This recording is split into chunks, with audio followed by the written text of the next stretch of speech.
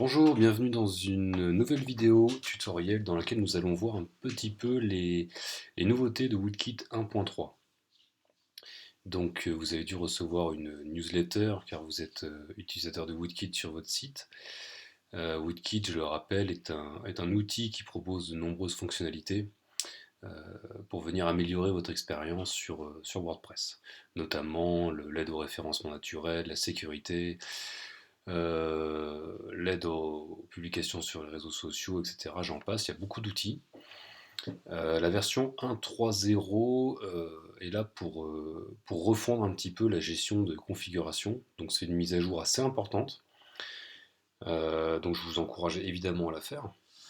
Et vous allez voir que la nouvelle gestion de configuration est plus simple, plus accessible, et on va le voir tout de suite. Voilà, donc là je suis connecté sur un site de test en local, dans lequel j'ai WoodKit installé. Ok. Donc comme d'habitude, je vais retrouver mes options WoodKit ici. Sauf que là, voilà, on voit que l'interface a énormément changé, elle est déjà plus légère graphiquement. Je retrouve ma clé d'activation qui doit être renseignée, voilà, pour obtenir les mises à jour.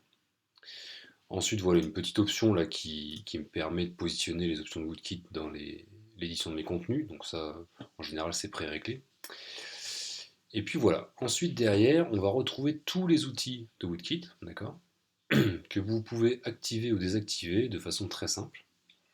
Donc voilà, typiquement, si je veux désactiver les cookies, voilà, je désactive. Voilà, c'est fait. Ok.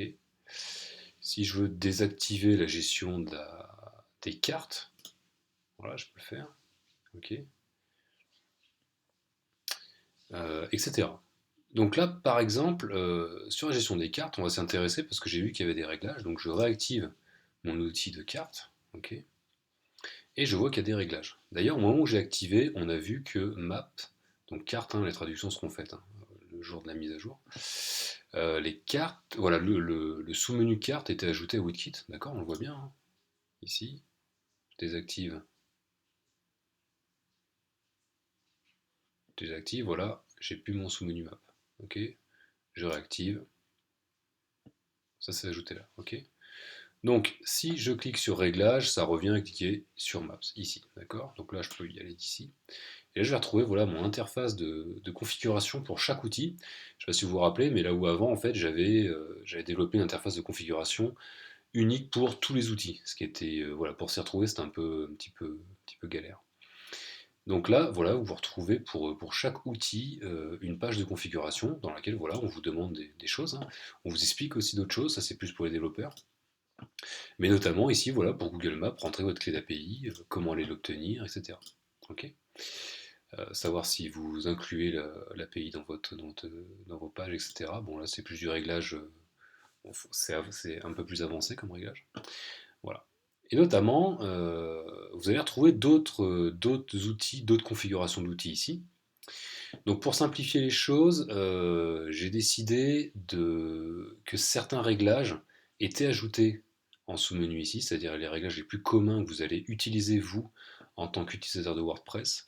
Et d'autres réglages n'apparaissent pas, par exemple les réglages du mur, parce que ça c'est plus dédié à l'intégrateur, au développeur du site. Voilà, ça vous n'avez pas vraiment à y toucher. Donc c'est pour ça que j'ai fait ressortir, hop là, pardon, j'ai fait ressortir en sous-menu les réglages qui sont intéressants pour vous, auxquels vous aurez besoin de toucher. Voilà. Donc par exemple, je retrouve les réglages de sécurité. Donc là d'ailleurs, je ne sais pas si vous avez suivi, donc la version 1.2.14 ajoutait beaucoup de notions d'entête HTTP, voilà, pour améliorer la sécurité de votre site. Donc évidemment, je vous encourage à faire ces mises à jour, hein, c'est très important. Donc voilà, sécurité, vous pouvez faire vos réglages ici. Le SEO, pareil. Donc l'optimisation, référencement naturel. Donc le réglage général. Ensuite, les valeurs par défaut. Donc là, une belle notion, c'est-à-dire que si vous mettez rien sur vos SEO de page, c'est ces valeurs-là qui sont prises par défaut. Des options de sitemap, des options de redirection. Donc ça, vous les connaissez déjà. Mais voilà, c'est présenté différemment. Et puis le dernier point important de cette version 1.3, c'est le renommage d'un outil qui s'appelait Google Analytics, dans lequel on retrouvait voilà, les paramètres de Google Analytics.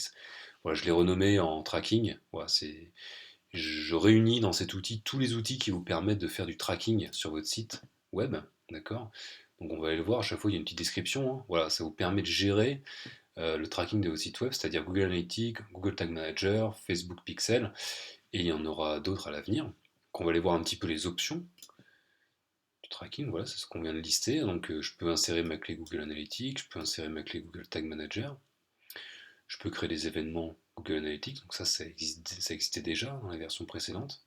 Et là, la nouveauté de cette version 1.3, c'est le Facebook Pixel. Donc, je vous encourage à aller voir ce que c'est, hein. Ça vous permet d'optimiser vos publicités sur Facebook. Donc, le fait d'intégrer votre code Pixel, voilà, qui est généré par Facebook, Woodkit va s'occuper de l'intégrer à toutes vos pages et du coup notifier Facebook que certains profils sont en train de visiter votre site, certaines pages, etc. Ce qui fait que vous, après, vous pourrez cibler vos publicités Facebook en fonction de différents profils. Voilà. Puis ensuite, vous avez aussi la gestion des événements pixels. Donc voilà, sur une page donnée, par exemple la page About, eh bien, je veux envoyer cette notification que l'utilisateur est en train de voir un contenu particulier, que là je devrais peut-être appeler About. Voilà. Donc des événements, je peux en ajouter autant que je veux. Donc là, encore une fois, je vous mets tous les liens nécessaires à la bonne compréhension de ce qu'est les pixel events, de ce qu'est Pixel tout court. Voilà. Euh, et à noter aussi que Pixel peut être intégré directement avec Google Tag Manager. Voilà. Si vous utilisez Google Tag Manager, il est inutile de passer par là. Vous pouvez intégrer Facebook Pixel via votre interface Google. Voilà. Écoutez, j'espère que ce tutoriel a été intéressant. C'est une mise à jour assez importante, dans le sens où, voilà, comme vous l'avez vu, WoodKit, donc là, toute la configuration de WoodKit a été refondue. Donc voilà, je vous encourage à y passer. C'est plus ergonomique, c'est quand même un peu plus clair.